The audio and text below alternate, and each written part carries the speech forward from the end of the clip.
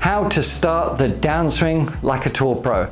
There are some things we can learn from the PGA Tour players that are going to help you to stop the flaws, whether it's coming over the top, whether it's hitting too hard or rushing the downswing, whatever it might be. I've got a unique move that I don't think many of you have tried before, or at least sort of had this swing feel, to give you that time and the consistency that you're after to have that feel that you want to hit the great golf shots.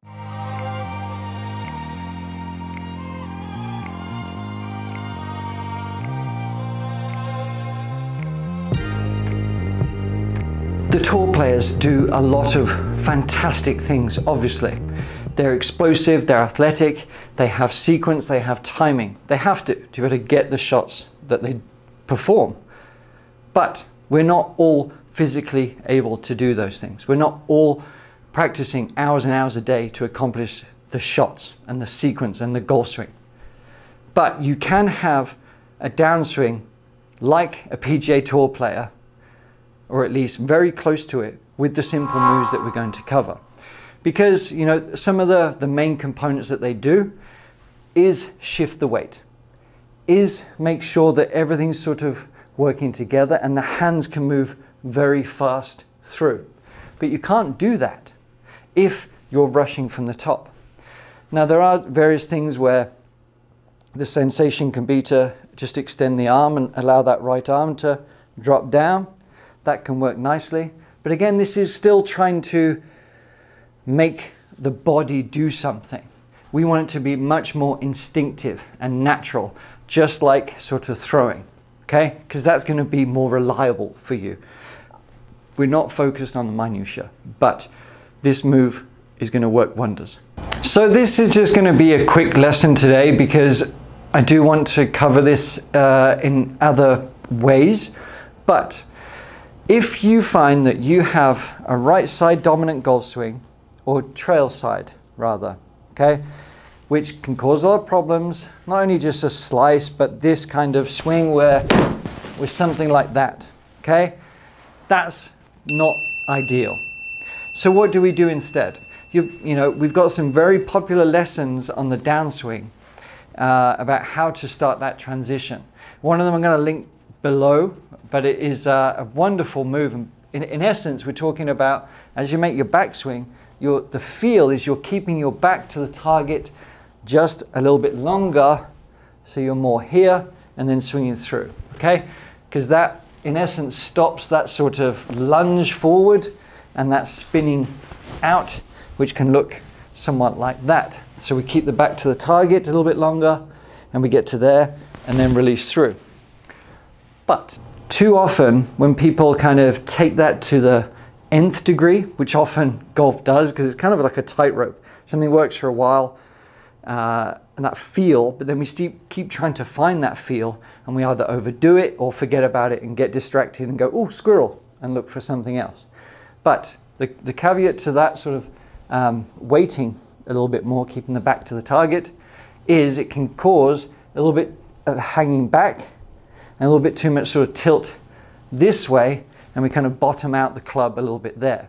So we're going to kind of improve upon it and find out what causes that. So let's say we are able to keep the back to the target. If this right shoulder is coming forward this way, that's a problem. But we also don't want it just dropping down here, because that's when we get kind of stuck and we'll flip through or lunge through. So what we need to do is find a move that gives us the width, the timing, and the feel that we want to give us all the time in the world to make that slight move to the golf ball and back through. So what's going to do that? All we're going to do is kind of two phases. Phase one is just use the left arm, okay? All we're going to do is make some swings. You can use it for the backswing, but actually, backswings with just your lead arm are very useful, because you'll find that often you'll get into a nice sort of slot here without having too much, because it's we're often sort of pulling a little bit too much this way. We kind of look a little bit like that.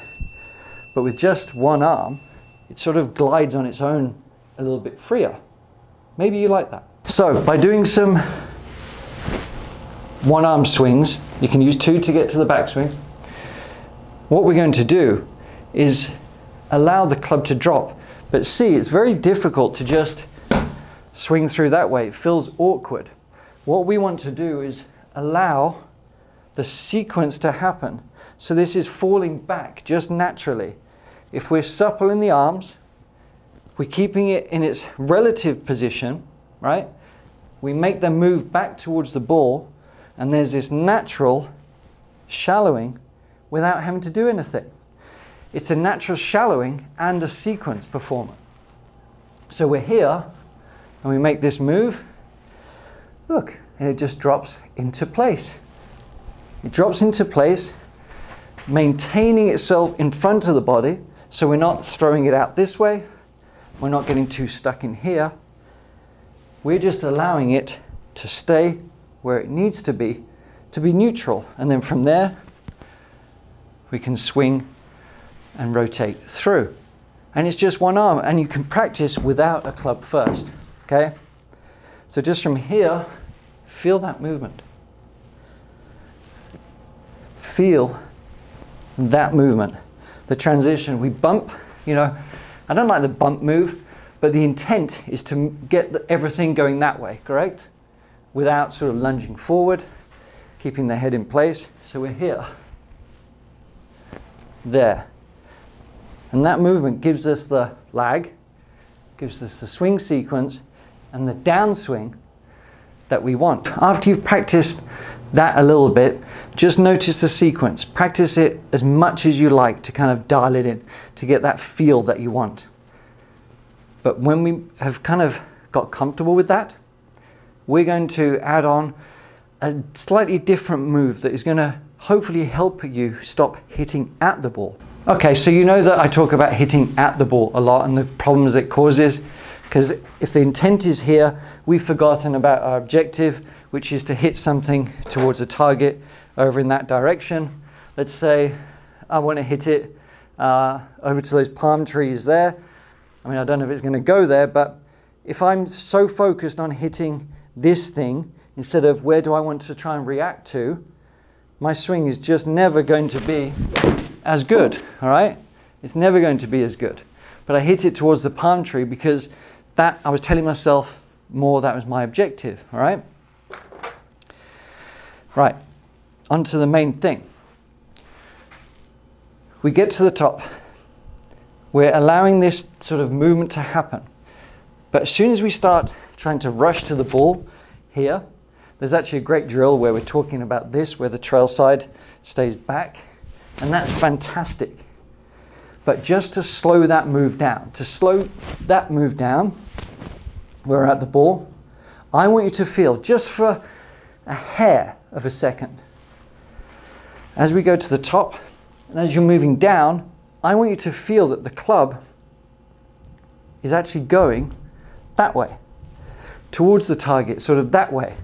That we're not thinking about pulling down this way, because the movement, the body, everything sort of shifting, going towards there, will create the movement that we want. The club will go where we want it to.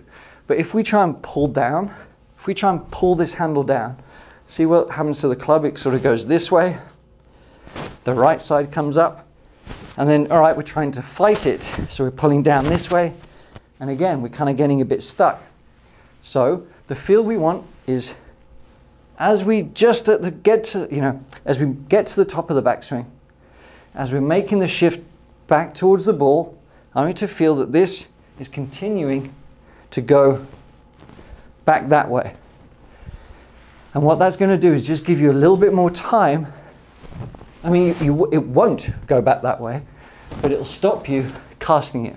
It'll stop you rushing. It's the most subtle of feelings, but it can have such a profound effect. It's actually really good if you're in a nervous situation or playing in front of friends, whatever it might be, just to give yourself that little bit more time when you get to the top of the backswing instead of rushing from the top. it can work wonders for that. We make our backswing, and we make our transition, okay? Feeling the left arm do the majority of the work. The right arm is just it's just a supporting role. It's just here. We're not trying to make it do anything in particular. And from there, but we're pushing that way with the club. So as we push that way, we're kind of getting that delay, and then we're through, okay? Rehearse it. With a club, without a club, rehearse it, and then try and hit some balls just very subtly, but you don't rush through it. That's the key. So you get to the top, and as you move back, feel like you're just going that way a little bit. You don't actually want it to go that way, okay? You don't want this. But that feeling of delay is going to work wonders for you. There you have it. It's one of the keys to a good downswing. The good, effective downswing that the tour players do. They have a good sequence. They use their core, they use their lower bodies, they do lots of things right. But what we've done here is simplify that feel and that process. So even if you don't have hours to practice, even if you're not in your mid-20s, this sensation, this feel will give you more time and allow you to collect the ball and release it to where you want it to go. All right? If you have any questions, let me know. And there's a really cool series below as well. So follow that link and I will see you on the other side. Thanks.